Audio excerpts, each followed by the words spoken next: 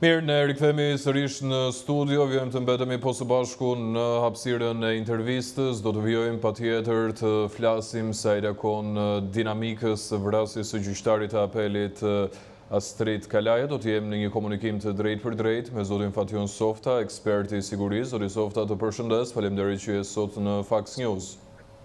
Përshëndetje, faleminderit juve.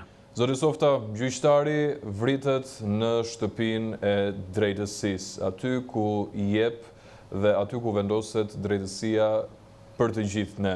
Dua të marr një koment të përgjithshëm, zoti Softa, dhe më pas ndalemi në detaj dhe analizat të tjera të cilat kanë shoqëruar gjithë këtë ngjarje. Kjo është një ngjarje tragjike, një nga ditët më të zeza për sistemin e drejtësisë. Është një ngjarje e cila i ka përcjell kufijtë e vendit dhe është bërë dhe në mediat ndërkombëtare një element të referimi çfarë ka ndodhur në një vend siç është Shqipëria, antare e NATO-s, kur brenda sistemit drejtësisë, brenda shtëpisë së drejtësisë, sikur edhe ju e thatë, vritet gjyqtari. Dhe gjëja më makabre është sepse mbas eliminimit personi shfaqet i qetë, madje edhe kur vjen policia, ai njofton që jam unë që ta merrnin. Dhe kjo a bën atë edhe më të rënd për faktin që filtrat, siguria dhe pasiguria në sistemin e drejtësisë, por dhe në shumë institucione tjera, është një problem kyç, gjë që duhet shkojë sipas mendimit tim në mbledhjen e Këshillit të Sigurisë. Me çfarë sfidash na vendos përballë kjo ngjarje, zoti Softa, ose çfarë arritëm të mësonim ne të paktën përgjatë këtyre 20 orëve të fundit nga ngjarja?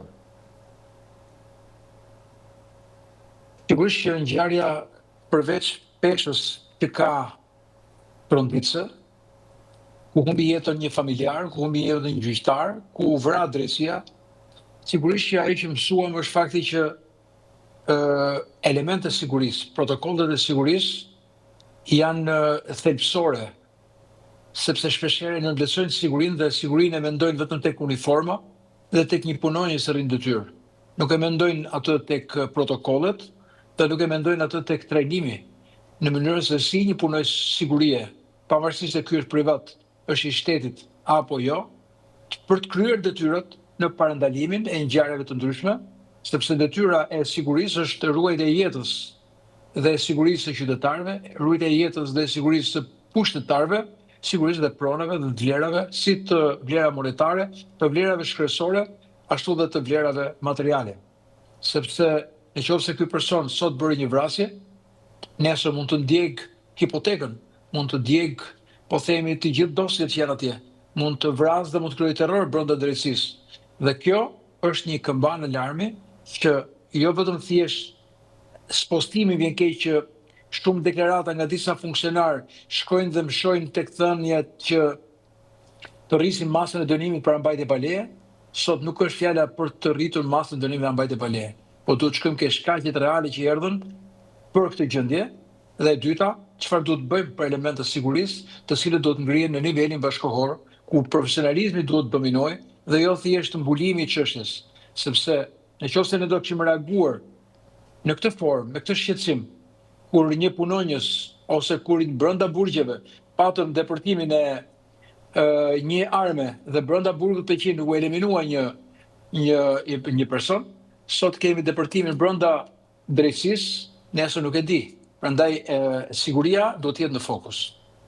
Zoti Softa, për të qenë sa më të qartë edhe me publikun, bëhet fjalë për institucionet të drejtësisë, institucionet të një rëndësie të veçantë. Këto institucione, a kanë protokolle të shkruara sigurie të tipit nga çfarë oficerësh duhet të mbrohen, çfarë pajisjesh, çfarë materialesh duhet të zotëroj gjithë protokolli i sigurisë për të gjithë personat të cilët hyjnë në për këto institucione, duke patur parasysh aty që thash edhe pak më herët që janë institucione delikate dhe institucione të një rëndësie të veçantë. Gjykatat në përgjithësi në vendin tonë, a i kanë këto lloj protokollesh? Në qoftë se jo, çfarë duhet të ndodh? A duhet ti përqafojmë këto protokolle për të qenë sa më të sigurt qoftë qytetarët apo qoftë edhe njerëzit e drejtësisë? Së pari, fillon nga ligji. Pastaj është VKM-ja, pra vendimi i Këshillit të Ministrave. Pastaj është rregulloria dhe mbi këtë bazë të gjitha këto që quhet ana ligjore ndërtohet dhe një protokoll i elementeve të sigurisë. Këtu thash ligji, VKM-ja përcaktojnë nivelin e sigurisë e një objekti, pra si do të klasifikohen ata. Dhe klasifikimi i tyre nuk vjen thjesht nga emërtimi, por vjen nga shkalla e rrezikut dhe potenciali i rrezikut që mund të jetë ndaj një objekti. Ndryshe ruhet një raport ushtarak, ndryshe ruhet presidenti i Republikës, ndryshe ruhet sistemi bankar, thesari, ndryshe ruhet sistemi i drejtësisë dhe ndryshe ruhen disa institucione të cilat duhet të jenë të tilla, po me të njëjtën vlerë sikurse është dhe ruajtja e ujësjellsave, e depove të ujit që furnizohet popullata, e dikave të cilat mund të jenë problematike, sepse krijojnë përmbytje, mund të jenë element të akteve terroriste. Pra të gjitha këto bëjnë atë që quhet klasifikim i objekteve të njërësit veçantë dhe mbi këtë bazë bëhet dhe përcaktimi. Pastaj fillon ajo që quhet protokolli. Protokoll do të thotë kush do të jetë forca ruajtëse, pra Garda e Republikës, duhet të jetë policia e shtetit, duhet të jetë policia e burgjeve, apo policia që varet dhe ka në përvarësi Ministria e Drejtësisë, duhet të jetë policia private apo Iliria në Guard, pra këto janë disa, dhe si do të jenë perimetrat të ruajtur. Kush e ka jashtë policia e shtetit, kush e ka brenda, po themi një institut apo një institucion.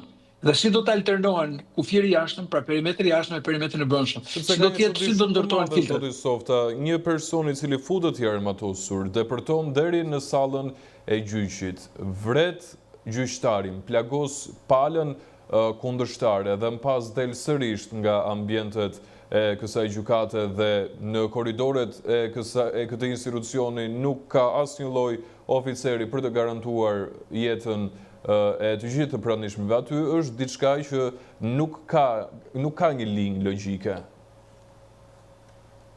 Siguria ishte zero. Protokollet ishin zero. Sepse në momentin që u dëgjuan armë, u bë njoftimi për sallën operative të drejtorisë policisë për të thënë që ka krisma armësh dhe ka armë brenda një gjykate, pra po qellohet me armë, ka të tregosur, minimalisht ai që quhet punojësi i sigurisë nuk ka bërë veprime për të bërë neutralizimin e atij personi.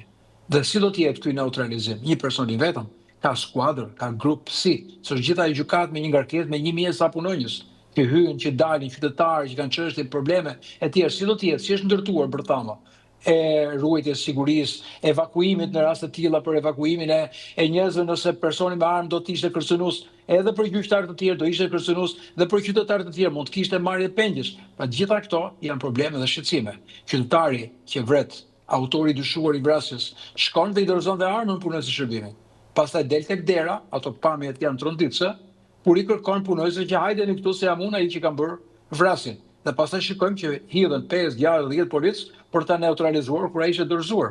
Pra gjitha këto treguan edhe një herë nivelin e sigurisë së gjykatës së apelit.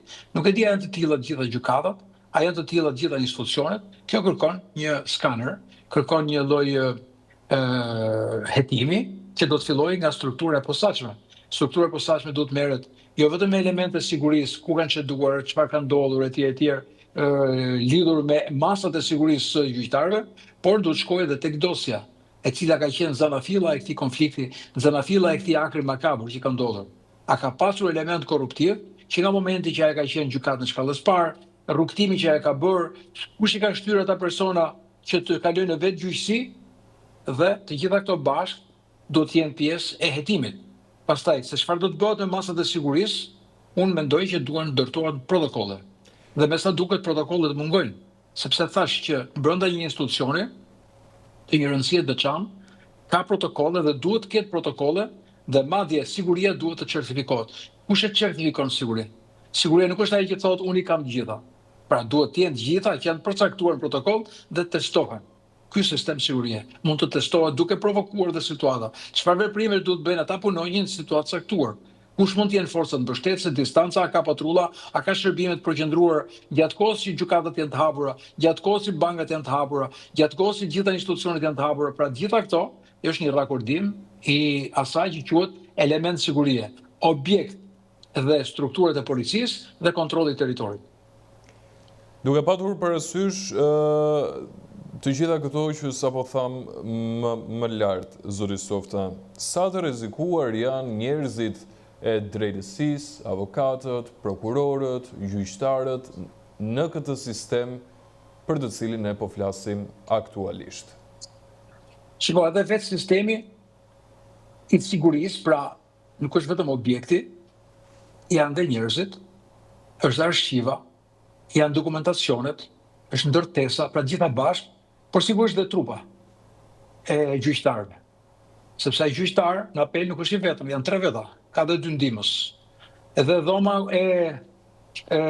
ku merret vendimi, pra momenti që mblidhen edhe dalin dhomën e këshillimit, edhe ajo dhomë e këshillimit duhet të ketë protokollet e saj, sepse në rastet e një situate duhet të kenë derën e daljes të emergjencës ata.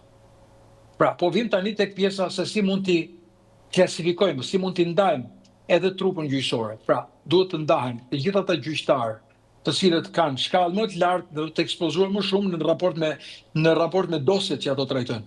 Për shembull, nuk është një gjyqtari që ka një çështje civile të zakonshme, një ndarje apo ku diun probleme, po themi se sa një njeri që merret me një çështje për grup kriminal, ai që merret me dosje për pronët, ai që merret me dosje për problemet e korrupsionit. Pra të gjitha këto janë dhe klasifikojnë shkallën e rrezikut. Dhe me këtë bazë masat paraprake, parandaluese ndaj sallës, vendit ku bëhet gjyqi, do të jenë më të veçanta në raport me salla dhe me ambientet të tjera gjykatës, të cilët niveli i rrezikut është më i vogël. Dhe salla në të cilën ndodhi kjo ngjarje, u pa se çfarë salle ishte.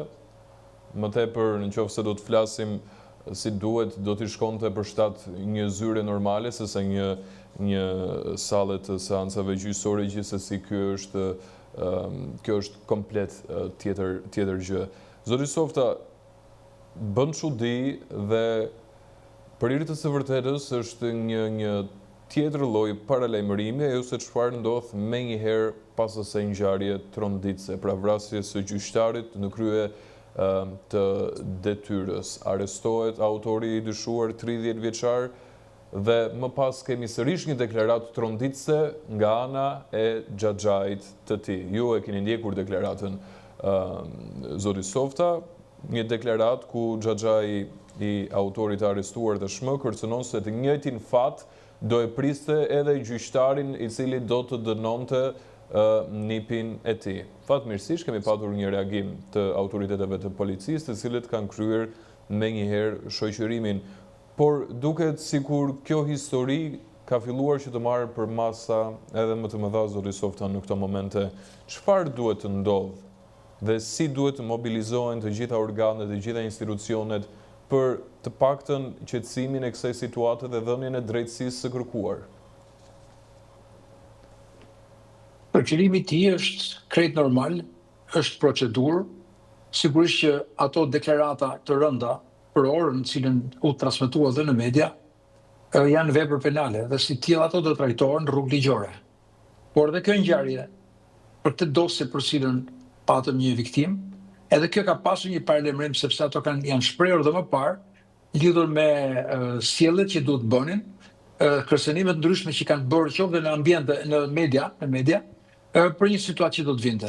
Dhe gjitha këto janë element të cilët duhet që të vejnë mekanizma shtetëror në funksion, policinë e shtetit në veçanti që merret me parandalimin e ngjarjeve, në mënyrë të tillë që këta persona të mbahen nën vëzhgim dhe këta persona të thërriten apo të jenë më të vëmendshëm ndaj veprimeve të tyre, sidomos kur këto janë pastaj edhe në institucione shtetërore. Kjo është një situatë e cila mund të urojt mos jetë, po nuk dua që të jetë një precedent që sa herë që ka padrejtësi, rruga të jetë ke vetë gjyqësia. Çështja e pronave është një çështje shumë e rëndësishme, shumë sensitive. Kemi 7.000 të vrarë në Republikën e Shqipërisë, kemi 3 gjyqtarë të vrarë, kemi 3 të plagosur të cilët janë për shkak të pronave. Kemi konflikte brenda familje, brenda fisëve, të cilët kanë ardhur për shkak të pronave. Dhe kjo është një ndjeshmëri e lartë. Ne pam edhe rastin e fundit kur operacionet e policisë dhe operacionet e SPAK-ut në arrestimin e disa personave të cilët merreshin me tjetërsimin e pronave nërmes sistemit të korrupsionit, duke prodhuar dokumentacione falso, duke I kaluar në emër të disa fshatarëve dhe pastaj duke I rishitur personave të tjerë. Kemi një rast të një libanezi I cili është dhënuar në gjirin e Laçit në rrugën që po shkonte drejt aeroportit, pikërisht për shkak të pronave. Kemi një gjyqtar të vrarë në Vlorë, I cili është vrarë pikërisht për këtë çështje, për gjykimin e dosjeve për shkak të pronave. Kemi 2 hipoteka problematike e Durrësit dhe e Vlorës. Vlora ka pasur rekordin e ndryshimit të drejtorëve. Nga 3 muaj dhe nga 4 muaj jemi ndërheqje largoheshin, sepse pikërisht është zona dhe pjesa që ka më shumë problematika lidhur me sidomos me pronat në Bregdet. Pra Lezhë, Durrësi, Vlora, Saranda, gjithë bregu I detit ka problematika lidhur me pasurinë. Nëse dikush do shkojë të marrë një tokë apo do të marrë të bërë një investim, duhet përballet me shumë sikletë dhe vështirësi, sepse dalin 2 pronar, dalin 3 pronar, gjithë duke sigurisht janë me letra të rregullta. Dhe ky është një problem tjetër prapë madhor që politika duhet ta kishte zgjidhur, nuk mund ta zgjidhë thjesht policia. Sigurisht policia ka parandalimin, ka masat e sigurisë të shtuara që këta mos ndodhin brenda familjeve, midis fisëve apo aq më keq kur hyn dhe brenda institucioneve. Dhe ky është një problem që Shqipëria e 2025-s që pretendon të hyjë në Bashkimin Evropian është I vetmi vend të paktën në Europë që ka probleme me pronët dhe akoma nuk ka zgjidhur problemin e pronësisë. Pra këto janë burime të konflikteve dhe burime të mundshme të vetë gjyqësive. Kujtojmë dhe një moment, fatkeqësisht dhe një moment, kur përpara SPAK-ut, një 63 vjeçar u vetë flijua duke përdorur lëndë helmuse, duke humbur jetën e tij si një lloj demonstrimi për padrejtësitë që ishin bërë atij, për mikrokreditë, për mashtrimin që ishte bërë nëpërmjet një sistemi të mikrokredive që prodhoi dhe kjo një viktimë. Pra, nëse ai bëri këtë gjë për veten e tij, ky shkoi e bëri ndaj gjyqtarit, pra gjitha këto lloj padrejtësish, fatkeqësisht kërkojnë të gjejnë këto zgjedhje makabre, të papranueshme në një shoqëri të civilizuar të një vendi I cili aspiron që brenda 2030 të jetë një antar I Bashkimit Evropian. A do të jemi apo jo, kjo mbetet për të parë deri në ato vite në të cilat pretendohet zoti Softa. Një mesazh, një thirrje fundit, një mësim në mënyrë që të mos përsëritet më një gjakderdhje brenda shtëpisë dhe institucionit të drejtësisë. Zoti Softa. Është koha që qeveria shqiptare të kthehet tek siguria kombëtare dhe siguria kombëtare, siguria e institucioneve, siguria e jetës njerëzve nuk zgjidhet vetëm duke thënë që do të ngrej satelit, sepse ne dështuam me satelitët, nuk bëhet duke thënë që do të vendos kamera inteligjente në shkolla, sepse në shkolla edhe kur ndodhi vrasja e 14 vjeçarit që u mbyll TikToku përsëri prodhoi dhunë, nuk zgjidhet duke thënë që meqense në drejtësi ndodhi kjo dhe ne duhet të ndërtojmë sisteme të kontrollit të sistemeve të drejtësisë, sepse kjo nuk u zgjidh atëherë kur vran në burgun e Peqinit, nuk u zgjidh ai njoftimi I parë, lajmi I parë, tronditës që edhe brenda burgjeve të sigurisë hyn arma dhe atje brenda të ekzekutojnë. Të hyn brenda gjyqësorit, brenda zyrës, aty ku jepet vendimi, brenda sallës gjyqit, dhe aty me uniformën e gjyqtarit të vrasin krye detyrës. Pra gjitha këto janë shumë të rëndësishme për të thënë, siguria është një strategji kombëtare, është një harmonizim I forcave dhe I teknologjisë, është investimi tek profesionalizmi dhe trajtimet e vazhdueshme, ku meritokracia duhet të dominojë dhe jo militantizmi apo vende pune për administratën politike të partisë radhës. Ne kemi gjithë të vite dhe kemi probleme me elemente sigurisë dhe sa herë që testohen, tregojnë edhe një herë që këto sisteme nuk kanë qenë të qëndrueshme. Ne pam atëherë ç'ndodhi në aeroportin e Rrinesit, në rastin atij grupi që hyri brenda shpërtheu rrethimin dhe vajti në afërsitë avionit dhe mori parat parat të bankës që do të transferoheshin për të vajtur në Austri. Dhe ai ishte një testim prap në aeroportin ndërkombëtar në një vend antar të NATO-s ku faza ku mbështetja dhe ku strukturat janë të një niveli të lartë. Pra kur testohen sistemet, provojnë sa tafta dhe të ç'dërvjeta janë për të reaguar.